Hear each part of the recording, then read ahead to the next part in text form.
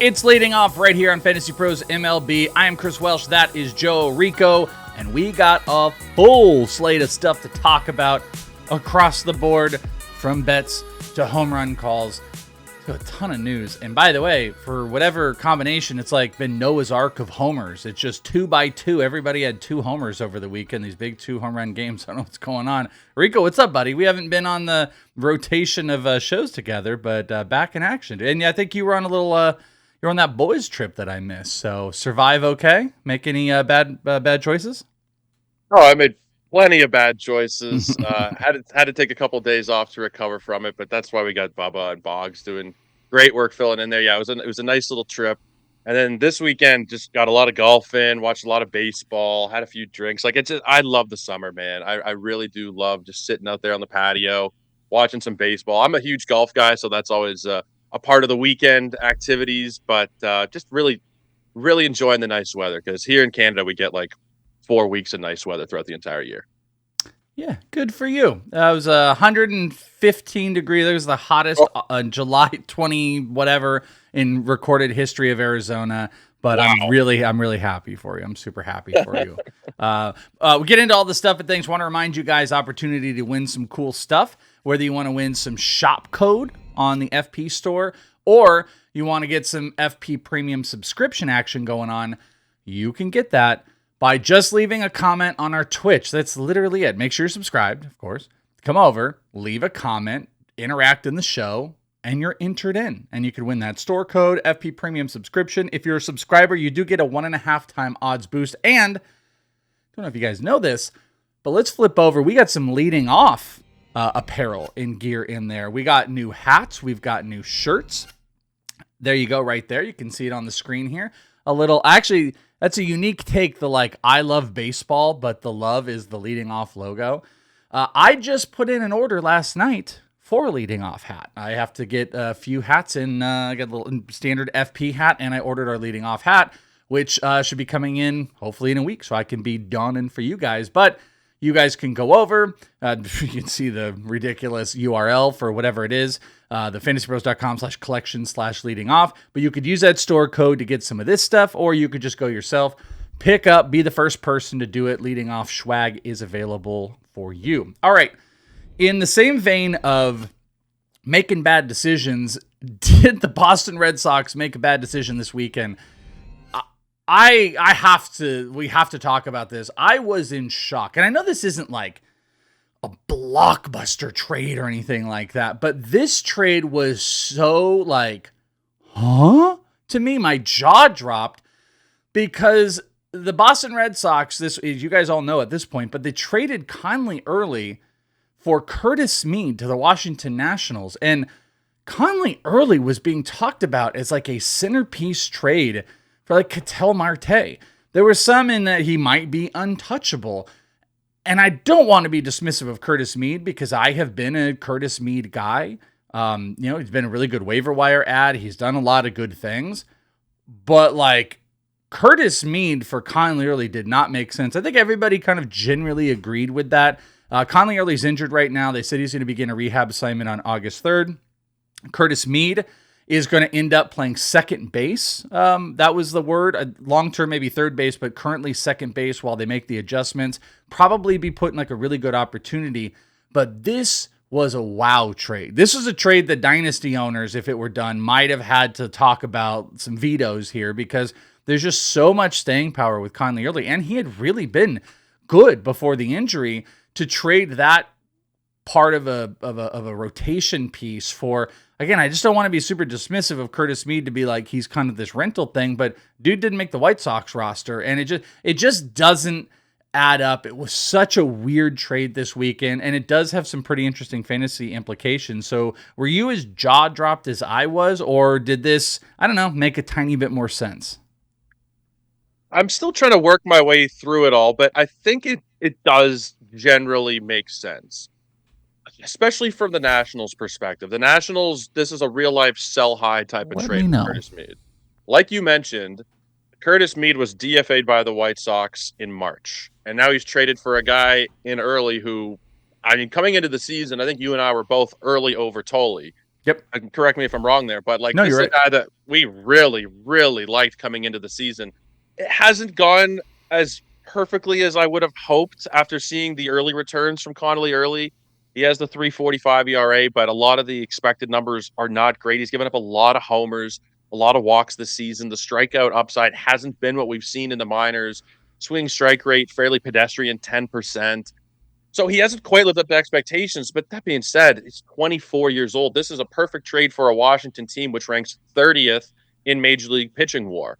Even if he doesn't help them so much for this season, because I have heard it, gone back and forth. Maybe he pitches this year again. Maybe he doesn't. He probably will at the end of the season. But this is a good long-term move for a Nationals team that will be desperate for pitching going forward. And everybody's pitching for or desperate for young pitching, and that's like the thing that I guess it. Even if you take the player out of it for a second, it's like a young, controllable left-handed pitcher that's already been in the rotation. I agree, some of it's like pedestrian in what he's done, but you got to 24% K percentage. He had a 3.44 ERA on the season in those 90 whatever innings. Whip a little bit inflated, expected was in the fours and stuff like that, and obviously there's some room to grow, but like, we just don't see the cost ever look like this unless there is something far beyond what we all put on Curtis Mead and Curtis Mead's value, who, by the way, is hitting 254 on the year, does have 17 homers, does have 6 stolen bases. And frankly, like, if this was the old Curtis Mead, the Rays prospect Curtis, I interviewed Curtis Mead. It's probably my worst interview, like, that I've talked about this on my prospect show. Of the interviews I've conducted, it's the worst job I ever did of an interview, and I almost didn't air it. It was so bad, and he was so kind and gracious. But that was like a top prospect, Curtis Mead. He looks like he's kind of living up to that, but there's still, it's just like, this is fine. It feels a little wrinkly in that, but this is not usually what we see add up. So that I was kind of blown away by what this trade looked like. So, we obviously see the structure. They traded from a position of depth in Connelly early. I'm shocked that it cost early to get Curtis Mead, but Curtis Mead obviously in their mind fills that gap of a guy who's not only been successful this year, but is going to probably continuously succeed. He's more than doubled his barrel percentage. His strikeout rate's gone down. His XBA is supportive. It's actually better than his current batting average. And like, maybe he's going to be like a 25-10 guy and they can hit him in the middle of the lineup. Just doesn't feel like it should cost early. No, and the more I look at it too, the Red Sox, yes, they have a lot of lefties, but Sonny Gray is going to be 37. Ranger Suarez is a guy that the fantasy community, the baseball community generally agrees is probably not going to age very well. Once his velocity starts to dip below 90, which it seems like it's coming. He's at 91.7 this year. I'm not sure how successful he's going to be. Garrett Crochet will be fine eventually, but Patrick Sandoval, Jake Bennett looks really good, but like, this is not a position of depth to the point where I think they should have done this trade. The more I think about it, the more I think it is a loss of a trade for the Red Sox. We'll see how it ends up happening. But Curtis Mead, it's a good season, but it's kind of an out of left field good 85 games where his bat speed is worse than it was last season. And it's actually been going down for the last couple seasons from 74 to 73.3 to 72.6. It's a metric I look at a lot. Maybe it's not as important as I'm giving it credit for, but I think this is more a really good half season for Curtis Mead than, he's just going to be a 900 OPS guy going forward. The more I think about it, the more I think the Red Sox probably don't come out looking great here. And that's been the Breslow thing. They just made bad trade after bad trade. We'll see if this one works out. I kind of thought like they were given the grace of how good they've been, how ridiculous they've been, that they could go and potentially make a couple moves that people could put some eyes on. I just didn't think it would look like this. This was kind of a shocker to me. So yeah. Connelly early, the first kind of domino in the Curtis Mead trade, first domino as the trade deadline is looming, and teams really have not. No one has bent, or broken really. If they're bending until they break. Like we haven't seen the flood of trades happen. Maybe they're going to be happening soon. We got a week before it. In what continues to look like maybe the best pitcher we have seen in God knows how long, especially if it can hold. Jacob Misiorowski continues to dominate and continues to be absolutely incredible this weekend. He went 5 innings, 12 strikeouts. It wasn't 83 pitches. That's the thing that we don't like. But we have definitely discussed like, hey, should you have your concerns of the management? Should you consider maybe consolidating? It's a really, really tough question. We've openly done that. But he continues to defy odds where he struck out the first 7 batters. He ended up giving up a homer to Cole Carrick, by the way, which was just like, I mean, it just threw so hard and Carrick just put the bat out and it went opposite field. But he struck out 12 of the first 13 Colorado batters. And I mean, the stats continued to roll. One of my favorites on this, as you can see, the Sarah Lang's over on the right hand, if you're looking at the visual screen, put together so many of these really interesting stats. The 2 that really jumped out to me was 66 fastballs he threw. They were all 100 miles per hour or more, which is an absolutely bananas number. And the other one I really like is 33 of those pitches were 103 miles per hour. And I mean, it's continuously like record after record after record of what he does. And despite even having this stupid management thing, which whatever it looks like, he continues to just clearly be the number 1 fantasy pitcher in baseball. So the question is like, obviously this performance is amazing. You're welcome to say whatever you want on it, but where do you stand in that conversation that we've all been kind of having of like, is the management enough of a concern going down the stretch here? Should we have any concern about it? It's impossible sometimes to trade the best players, but is that of any concern when you see what he was able to do this weekend in 83 pitches anymore? Yeah, I just don't think you can really trade him unless you get blown away. And somebody might be willing to blow you away with an offer for him. But I think people generally are going to have that same kind of thought of maybe he's going to throw 4 innings. Maybe it'll be 5 innings. He's going to get the Garrett Crochet type of treatment. So I don't know if you're going to get top dollar just because people have that in the back of their minds. I think he's going to be more valuable to the person who has him in most cases than the offer you're going to receive back would be. That's kind of where I'm at, unless you're getting offered like, another top 5 or 7 pitcher and a second piece as well. Like if somebody's giving you Cam Schlittler and a bat from Misiorowski, sure. Yeah, no one's doing that. But no one's doing that, right? Yeah, so, what does a Cease one look like then? I think Schlittler was the wrong name for you to use because I think it has to look more like like a Cease, or I mean, I don't know where you feel on like Rasmussen, if you feel he's kind of in that world. Yeah. But like, let me look here. Like I want you to expand. Who is the Cease hitter plus that you would do? Because I'm starting to get to the space, and I said this last week, it's just like, I don't really even know if I have the stomach to move him in whatever this deal is going to look like. It's got to be something where I feel, I mean, not me, but this is like the more macro perspective, rhetorical, where I'd be like, if I were you guys and I looked at this trade and I was like, I got to get on leading off and ask Orrico and Welch if this is a trade. Like if you have that feeling, then that trade is probably worth it. I would have to have something that looks so stupid that I would really want to pull the trigger because he is just so good despite. So what is Cease and what makes Misiorowski for you?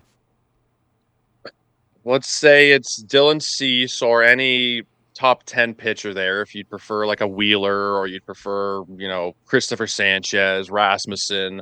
Yeah. And then you add on maybe a Matt Olson type or a Bryce Terang or a Miguel Vargas or a top 25 type of hitter. Okay. That might be asking too much. But that's the point. I think that's the point, though. Yeah, you ask for too much, and maybe you get the world from somebody. But what Misiorowski's doing, like this is the best pitching season since one of the peak DeGrom years, I think. Like this is just unbelievable stuff that he's doing, and I just don't know if you're going to get that back. You might, but you probably won't. Next year, will you have Misiorowski as SP1, like the SP1? Ooh, you're hesitating, really?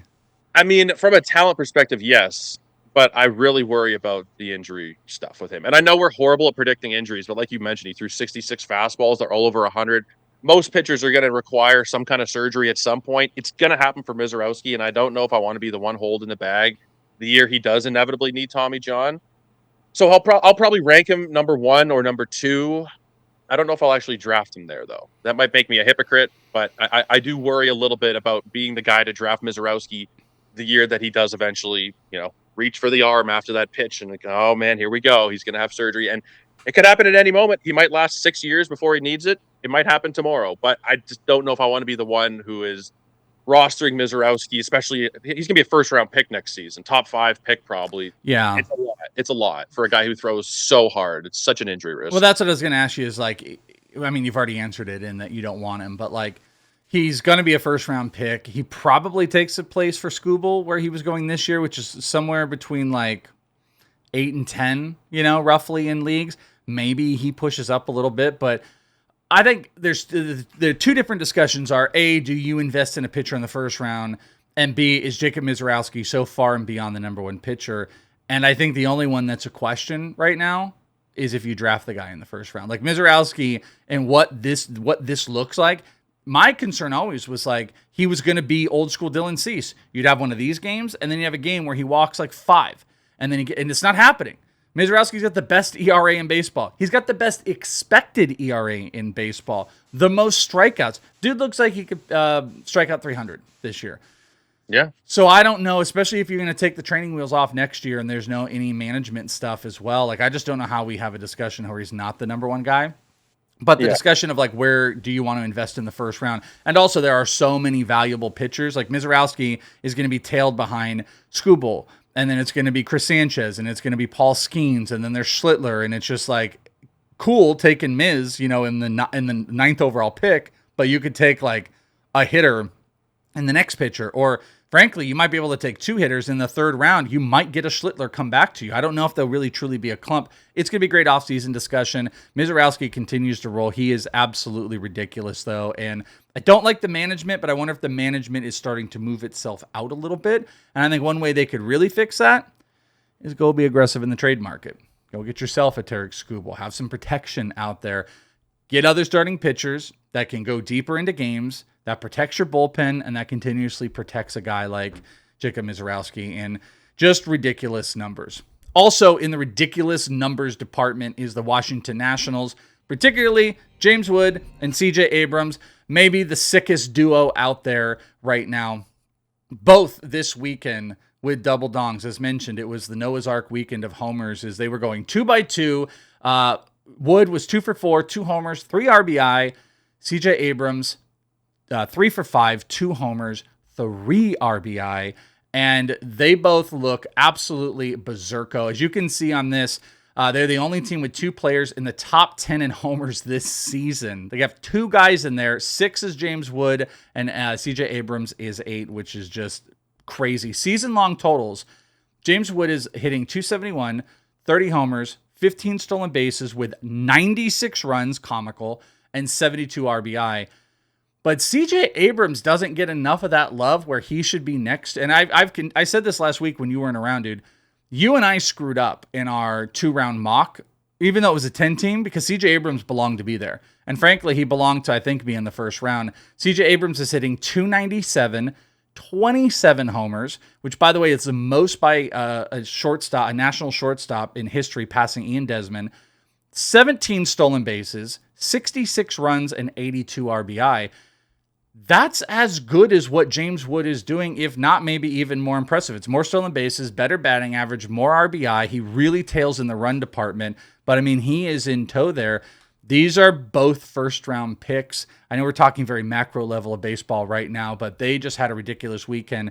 All of that being said, do you think there's an actual realistic way CJ Abrams could get traded, and would that have any effect theoretically maybe on the value if he goes to a worse environment, maybe just changing environments? I mean, this offense is one of the best offenses in baseball, and it's due to the collective group. What do you think? Does Abrams get traded, and does it hurt any type of fantasy value in your mind?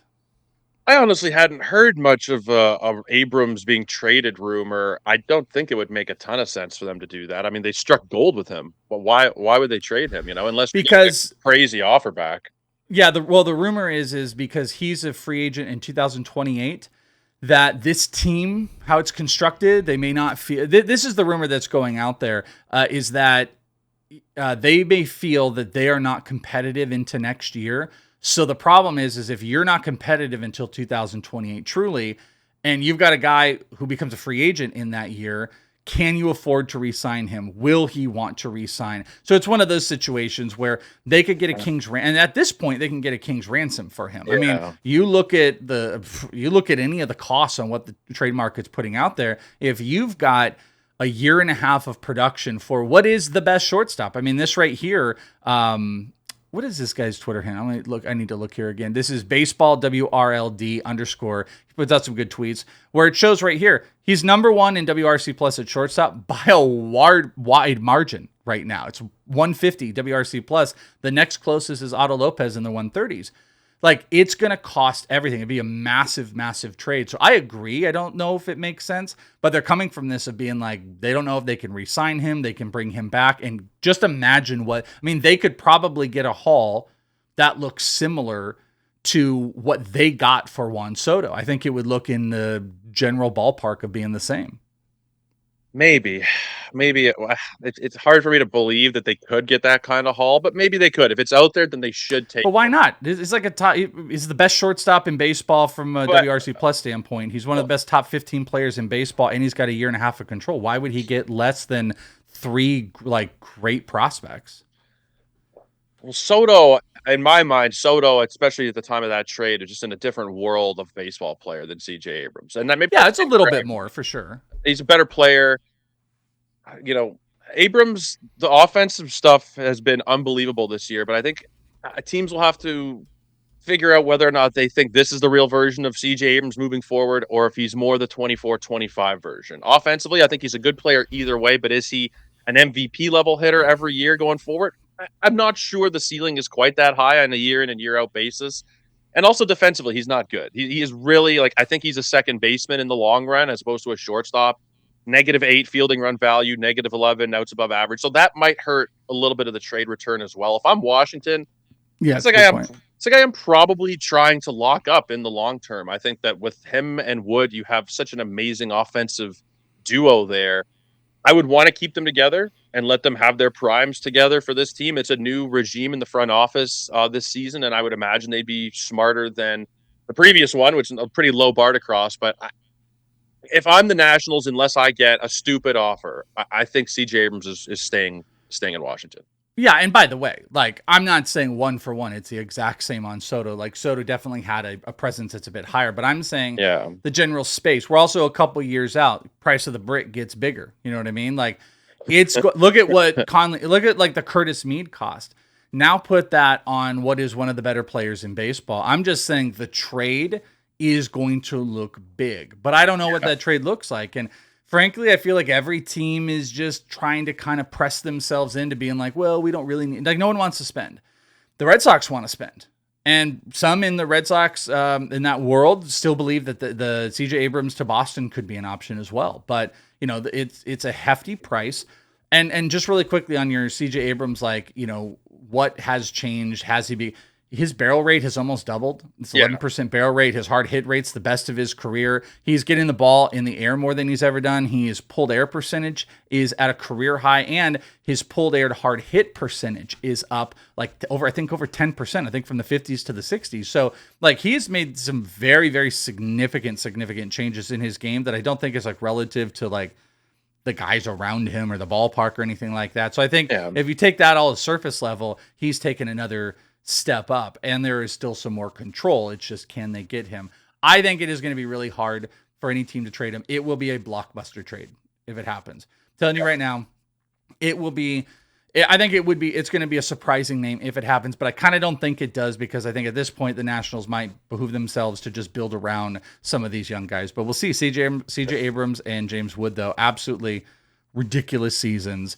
And CJ Abrams is going to be a back-end first-round pick next year unless things completely fall apart. I just don't even think that's in question. A couple other notes out here. Munetaka Murakami went 3 for 5, 3 runs, and, you guessed it, 2 bombs. Homers are back. He had 6 RBI, by the way, against the Astros. So we had Murakami back. Drew Rasmussen, 7 innings, 1 hit, 9 strikeouts. Dude, how freaking good is Rasmussen? Is he one of the most underrated pitchers in fantasy baseball? Let me do that instead of actual baseball. I feel like he's just so criminally underrated from his production out there to I guess you did put him in the top 10 of SPs when you were talking about that trade, but I just feel like most people don't even have him in that general ballpark. I think a lot of it over the last couple of years comes down to really over his whole career. It just comes down to volume, which is why I think people kind of have thrown him away a little bit. 76 innings in 2021. 146, 44, 28. Last year he threw 150, but I don't think people are quite used to seeing Drew Rasmussen go out there for a full season and dominate. But his entire career, outside of the 12 relief innings that he threw in 2020, he has been a god in every season. He has a 2.93 career ERA and a 1.04 WHIP over 572 innings. This year, his ERA is 3.07. It's the worst that he's had. Like, he is just so good. He's so underrated. Even at the Trop this year, which is playing more hitter friendly than we've ever seen, still been so damn good. And I think next year, maybe the market catches up, maybe it doesn't, but he, for me, I think is one of the 10 best pitchers in real life or fantasy. He maybe top 15, maybe 10's a little bit high because there's just so much talent there, but he's an SP1 for me for sure right now. It's one of those things you would love to see. Whenever we talk about trades and the Rays, I just got no idea what they would do. Like, they get rumored with people, and I'm just like, I don't know. I don't feel like they ever really want to trade for anything big. And they're like I thought I saw Bogman in the chat. To me, they're like the Steelers of Major League Baseball, where they're just always in it. They're always competitive. They don't ever want to make commitments on guys with contracts. Then they don't ever really want to give anything up. Like, they're just weird about that. So I just don't understand. It'd be great for them to put something around Drew Rasmussen or a little bit more. Like, Griffin Jax has had his moments and stuff, but go and get an ace and just, give more protection out there. The other note, just hilariously, the Brewers, after their trade, designated Lance McCullers for assignment. He's gone. Many thought Colton Gordon was probably what they were trying to trade. They didn't give up much, but bye-bye. Lance McCullers is he's out on the street. He ain't doing nothing, so there you go. I mean, we knew he wasn't going to be a fix for any of the rotation, but proven more so that a week out, and I think he had 2 relief appearances, right? I think so, yeah. In my head with the Brewers, I heard that they're acquiring him. It's like, okay, if there's any franchise that could fix him, it's probably the Brewers. And then after like 2 weeks, they're like, nah, we can't fix him. Nobody can fix him. So I feel bad for Lance McCullers. Like, the talent coming up, I thought he was going to be a great pitcher, but just the injuries, it's been a tough career for him for sure. That it definitely has. Make sure you guys, if you're trying to make the best decisions, manage your lineups, and win your leagues, that you're doing it with My Playbook. Fantasy Pros have got you covered. You can import your team, get customized fantasy baseball news, rankings, and analysis. You can sync your league even today. You can still do it. fantasypros.com/MLB My Playbook. Optimize those lineups. Do it at that link, or you can download the Fantasy Pros app. Just in case we're not here, we're not around for you. Hey, a couple questions from the audience, by the way. Sergio, hey guys, should I trade Gavin Williams for Dingler and Jax if I don't have much pitching and just got Shea Langoliers, which we're going to talk about here in a little bit, Shea Langoliers on the IL, or should I just take Ryan Jeffers off of waivers? Ooh, that's really interesting. Jeffers is a total good replacement, but I don't know. Like, I like Gavin Williams and everything, but Williams for Jax could actually be closer than you think, and you're getting a pretty good fantasy. What would you do? It's essentially Gavin Williams and Jeffers or Dingler and Jax. Which one do you want? I think I'm taking that trade. Griffin Jax had that awful performance a week or so ago at Fenway, seven earned runs, and everybody was kind of like, all right, should we drop Griffin Jax? But really, it was one bad start against a team that was on a 15-game win streak. And other than that, he's been nails. 5-6 inning starts, 1 or 2 earned runs. He had the 10 strikeout game against the Yankees, 7 strikeouts against the Royals. Like, he's been really, really good. I don't know if it's that much of a downgrade from Gavin Williams. And Dylan Dingler is like a top 3 catcher in fantasy this year. Top 5 catcher at worst, and now with Langoliers out, maybe even higher. I think I'm taking the trade. I like both options, really, because Ryan Jeffers, a freebie on Ryan Jeffers is pretty sweet, but I think I'm taking the trade, honestly. Yeah, I think I'm good with that, too. I trust Dingler the rest of the season. Jeffers is interesting, though, if he gets traded. He goes into a really good spot, but I think there's also an opportunity that he can go to a spot where he's just a part of a really good rotation of catchers, and he's not guaranteed anything. So the Twins are just so weird about their, I don't know what they're doing at any given time. Last year they traded Duran, they traded Louis Varland. I thought that they were going to start to tear things down, and I saw a report this morning. Oh no, they're going to add pieces and go for it. They're a game under 500, but that's the expanded wild card. That's the era we live in. Every single team thinks they have a chance. So I'm not sure what's going to happen, but it doesn't look like Joe Ryan's getting traded. Buxton, no. Jeffers, no. So I don't know what they're going to do, but I think they should sell. Yeah, I completely agree with you on that. I'm not sure why they're so committed. I mean, I know why they're committed to make a run for it, but I don't know. The Twins also don't know what the Twins are doing. Yeah, 100%. Wonky knows. Wonky would know better than anybody. Would you take Dansby, Pratt, or Nunez this week at shortstop? Dansby, I think, for me. Probably Dansby, unless you're really looking for some speed. But Nazem Nunez has been awesome for a while now. And they score lots of runs. So Nunez, I got no problem with Nunez, but I think, like you said, it's more built around, like, if I'm going for stolen bases. Would you drop to activate Acuna, who Ronald Acuna is activated off the IL today? Finally, they said they were going to do it this weekend, but that didn't happen. Would you drop Ewing, Simpson, or Braden Montgomery for activating Acuna? I think it's got to be Braden. I think it's got to be Braden. I don't have any shares of him, so I just need to check how he's been doing. Not been too bad, but I think he's probably the drop there. Yeah. Yeah. Do we think the Royals are going to trade either of their faces, Witt or Salvi? Absolutely not. Salvi could be, but I don't think so. If Bobby Witt Jr. gets traded, we'll do an emergency stream. I'll make it happen. It's not happening. That's how. Yeah. I get like this. Sometimes there are things that will just never happen, and that's one of them that will just never happen. It's just if there's like a real life, if there's a real life draft for the next 10 years of like which player would you start your franchise with, Bobby Witt Jr. is probably number one for a lot of people. Yeah. I mean, and like we were saying with CJ Abrams, as good as he is offensively, he's negative defensive wise. Yeah. Bobby Witt Jr., the reason he's up there is he is so good defensively, so good offensively. Like, I completely agree. He is top 2 to 3 in players you would start a franchise with for sure. All right, we'll continue kind of taking a look at some of your questions. Want to get you guys involved in here. But fun fact, the Marlins have lost 12 straight games. How fun is this? It's a franchise record. They are now 3 games out of the wild card, which, by the way, I just wanted to point out, that's actually impressive that they've lost 12 straight and they're only 3 games out of the wild card. But what I bring to you is this enough that the Marlins would consider selling now? And does this put Sandy Alcantara on a new team? Could that move be positive or negative, by the way? They are in a weird spot.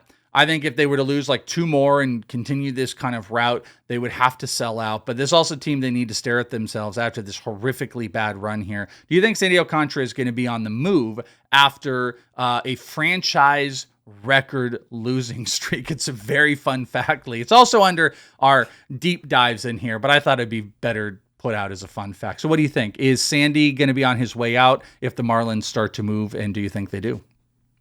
It's depressing. The Marlins have had such a terrible run for so long, and then they looked great earlier in the year, and then it all just totally fell apart. But I think based on what you said and based on what I said earlier, teams have a better chance of making the playoffs than they previously would have, just based on the amount of spots available. And I think the Marlins still do have a chance. Trading Sandy, you have pretty much no chance. If you look at that rotation and what would be left without Sandy, Ryan Gusto, Jansen Junk, Tyler Phillips, hoping that Yuri Perez can keep it together. Like, it's rough, man. Maybe Braxton Garrett comes up and helps them, but I don't think that they can trade him right now unless they're going to do a full-blown sell.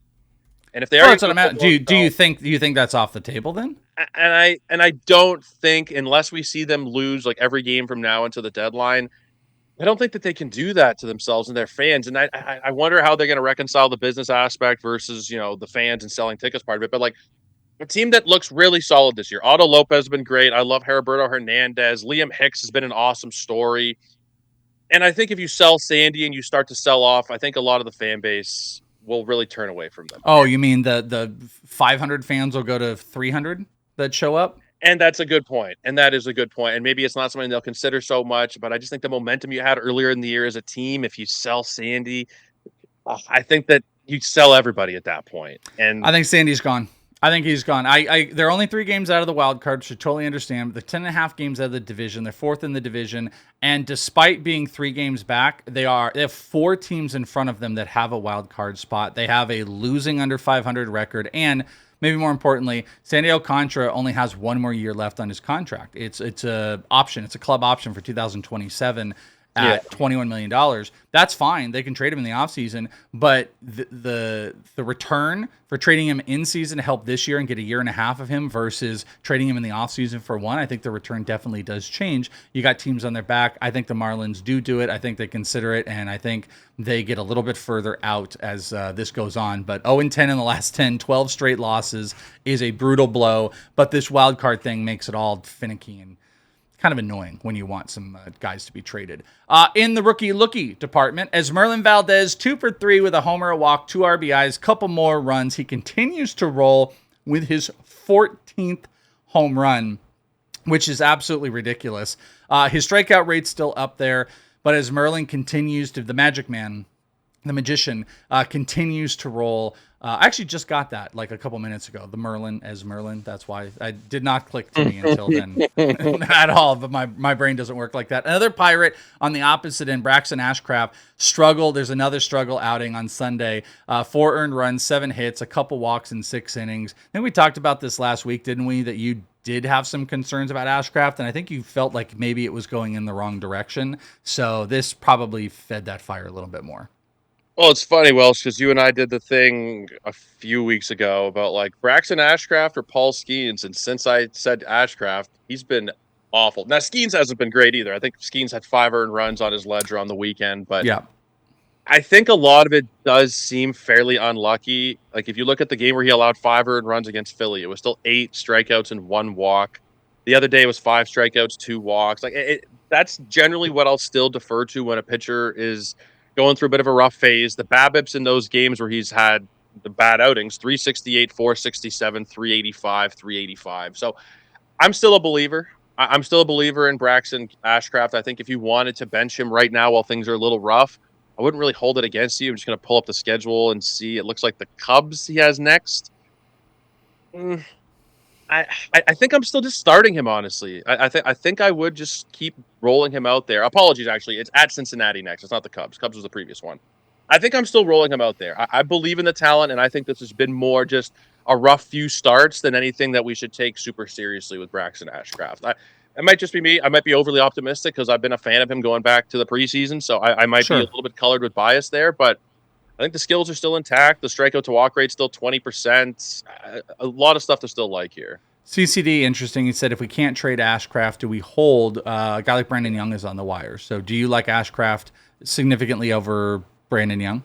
Yes. Yeah. Okay. I take him over Brandon Young. I do like Brandon Young, but Brandon Young's also going to be hurting the whip a little bit too. The ERA has been good, but the whip's still 120s, 130s range. And I think the upside of Ashcraft is still just significantly higher. Any innings limit concerns? I think it's a possibility, definitely down the way. I think there's a short leash with Braxton Ashcraft. I think the next 3 I think once you get to the end of August, you might start having, them pressing some different starts and stuff like that. But I'm watching this like hawk-eyed. If there's another bad start or two, like how much time do you have to make adjustments off it? But he has been so good on the season. Yeah. He does deserve a little bit more fantasy grace, if you will. A couple other rookies, or prospects at least. Joshua Baez, I know I saw that in the chat earlier. When will he be up? Nobody knows, because he went 2 for 4 with a double and his 31st home run. He continues to roll, big strikeout stuff, but I don't know. You flip a coin, get a magic 8 ball, and let's see. Twins prospect Kalen Culpepper went 1 for 3 with a double and a couple runs scored. Well, that's important. He had been out for, I want to say like a month or so. So he is back, and he could be up very soon with the Twins. And not quite a prospect or rookie really anymore, but I just want to throw this out there. Christian Campbell, 2 for 3 with a couple doubles on Sunday in AAA. What's interesting about this is Christian Campbell in the month of July is hitting 364, couple homers, couple steals, more walks than strikeouts. He has had a piss poor season and after the contract, but you just got to wonder, could things be starting to turn around? Could the Boston Red Sox be sending him out? He would be one of those guys I would see in any type of big trade that could get sold out, but Christian Campbell, maybe a dynasty like cheap pickup if he's floating out there. This month, things are starting to pick back up. On the 3 up and 3 down, 3 up, Mike Trout. Mike Trout, 4 for 4. You love to see. That's been a while since we've gotten that. Bryson Stott, 3 for 4, came a short of the cycle, and he had 5 RBI, a big Yankees output, which the bottom of the lineup did a whole bunch. And Jeremy Pena doing his 2x2, 2 for 4 with 2 homers. On the down, you mentioned it, Paul Skeens gave up 5 runs in 5 1/3, took the loss on Saturday. I believe he is still 9-9. We're doing this thing again. He's going to go into August without double-digit wins. It's crazy. Hunter Green might just not be okay this year. Surrendered 7 runs, 6 earned in 5 1/3. There had been trade rumors about him. I don't know what you can do with him. And then Will Warren, 3 innings, 6 earned runs against the Phillies, bottom of the rotation. Maybe they want to, try to fix that in the trade market. On the injury front, we mentioned Ronald Acuna was activated from the IL this morning, so he's going to be playing this week. But how about the Mets? The Mets placed Juan Soto on the IL with a left calf strain, expecting him to be out at least 3 weeks. The Mets continue to mitt Joe Orrico, and really bad run here for Soto with the injury stuff. I mean, so happy for him he was able to film his Emma Stone movie this weekend, but he's got more time to do more scenes because he ain't playing baseball. It's tough because when he's been out on the field this year, he's been awesome. And I want to just pull this up to see if it's still correct. What I was looking at the other day was the National League OPS leaders for the season. And the top three were Soto, Abrams, and Wood. And I think it might have changed a little bit by now, but all guys who were involved in that same trade, just probably should have put it in the fun facts section, but pretty cool. You don't usually see trades work out like that, but I guess it didn't work out for San Diego looking at things, but things worked out for the players involved. Soto's still great, but it's just the disastrous season comes to a close. They also Freddie Freeman had like a decent start or whatever, and he talked about this might be his final start, how he failed the Mets, and the Lindor stuff floats around. I'm fascinated. I actually think like there's so many cool things that are going on. This might be the one that is just like I'm corner eyeing, and I really want to see if anything does happen. Like they've got from Luis Robert to Lindor to some of the younger pieces. Like what do the Mets do, or do they screw it up and just not do anything? So watch them for over the next week. It's going to be really fascinating. But unfortunately, you're going to be without Soto for a couple weeks. Also, on the injuries, Shea Langoliers as mentioned. I did have this at the top of the show to talk about. I'm really not sure what there is to talk about necessarily. He's got a torn meniscus, Shea Langoliers does. He's likely to miss the rest of the season.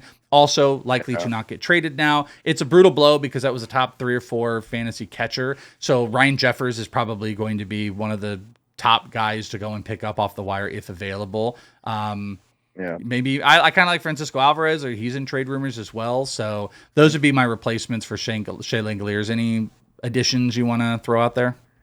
No, I think those are probably the main ones. I mean, Jeffers, I'm kind of surprised that he's out there, but I think it just goes to the depth of catchers this year. There are just so many good ones. I'd imagine that even in the fairly shallow leagues, you could find maybe a Dalton Rushing. Jonah Heim has been pretty solid. Alvarez, like you mentioned. Like, there are just so many options at catcher. It's crazy, but Jonah Heim... No, I know. It's funny. Too bad this year. It's weird. Like, catchers just have had this resurgence over the last couple of seasons, but... That's why me and Bubba always yell at each other, because he's such a defender of catchers, and I'm just like, well, dude, you could... I mean, like, I actually think it's more risk to have early investment on catchers for what they have to return versus the guys that you can get that are going to just bounce up and get like obviously like Ben Rice will not have that eligibility, but he was like at the tippy top for me this year. And that was a guy worth investing. But even like William Contreras and all, there's just too much weird volatility. I think guys like Goodman and Langoliers, I think have had a couple years where they've really established themselves, but it's just so much more fun taking the catchers later. I enjoy it exceptionally more. I see. This is the thing with me. I know I'm going to be different from a lot of our audience because I play in a lot of 2-catcher leagues, and I think most of the audience is probably not. In those 2-catcher leagues, I prioritize catcher plate appearances. The guys at the top that you think can get 600 plus plate appearances from behind the plate.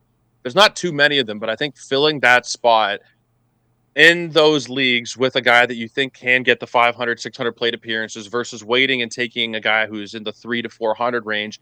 I just think it does give you a little bit of an advantage. I see a lot of like the high stakes successful players. They'll double tap catchers in the first 6 or 7 rounds. And it used to be something I hated doing.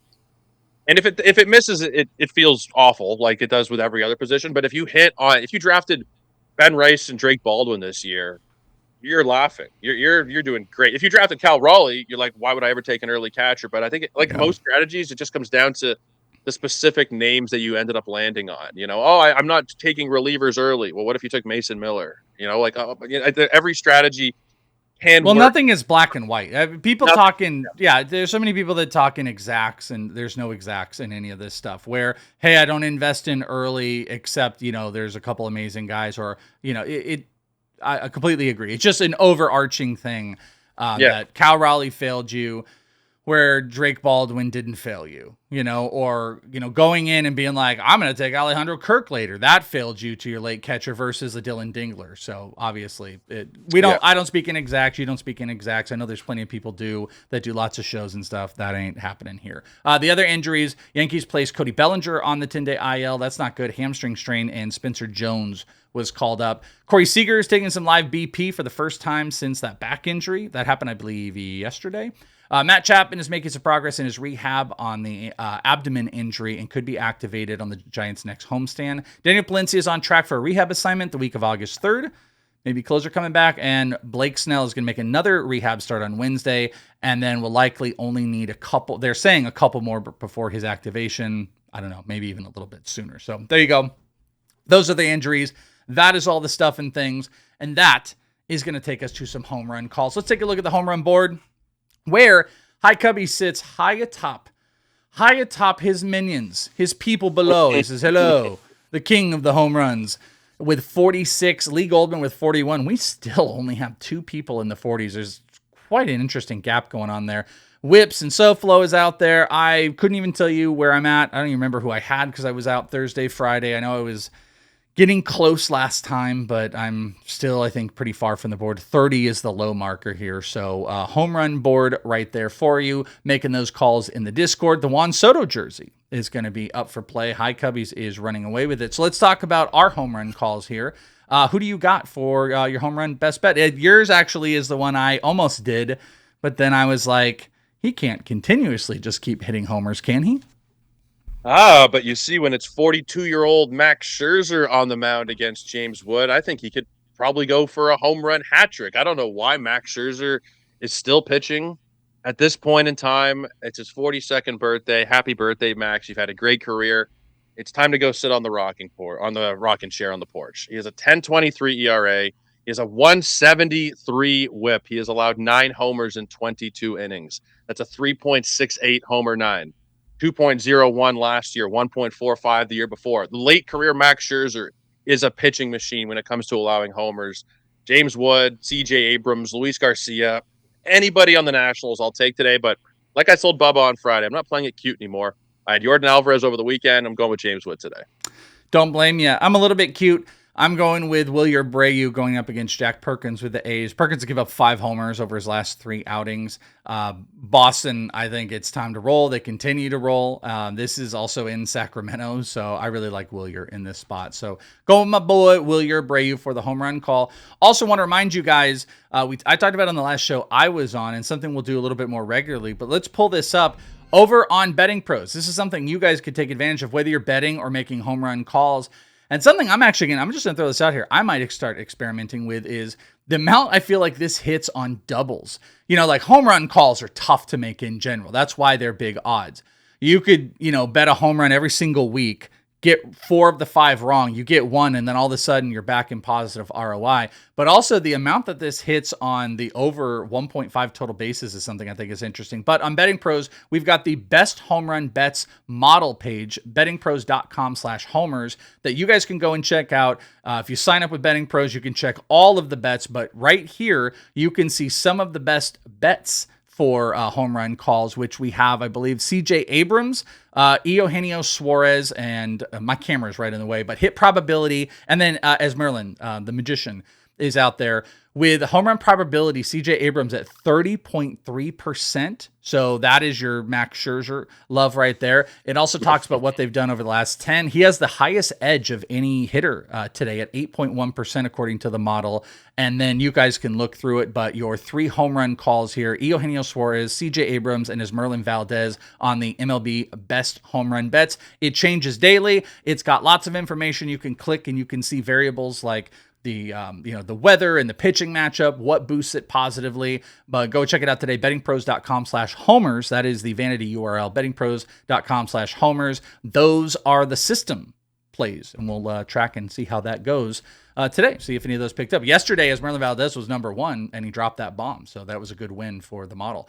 All right, best bets. Let's take a look at the Hard Rock best bets of the day. Maybe there was some home runs you could do in there. We're not playing them. What are you rolling with? You got some game action going for your Hard Rock best bet. Yeah, this one is Orioles and Tigers under 8.5 runs. It's Kyle Bradish versus Kiter Montero. I think people would be surprised with how good Kiter Montero has been this year. WHIP is one of my favorite stats to look at. I think it's more predictive, tells you more about a pitcher than ERA does. And if you look at the WHIP leaderboards this year, Jacob Misiorowski 1, Yamamoto 2, Cam Schlittler 3, Drew Rasmussen 4, Kiter Montero coming in at number 5 with a .96 WHIP on the season. He has a 3.14 ERA.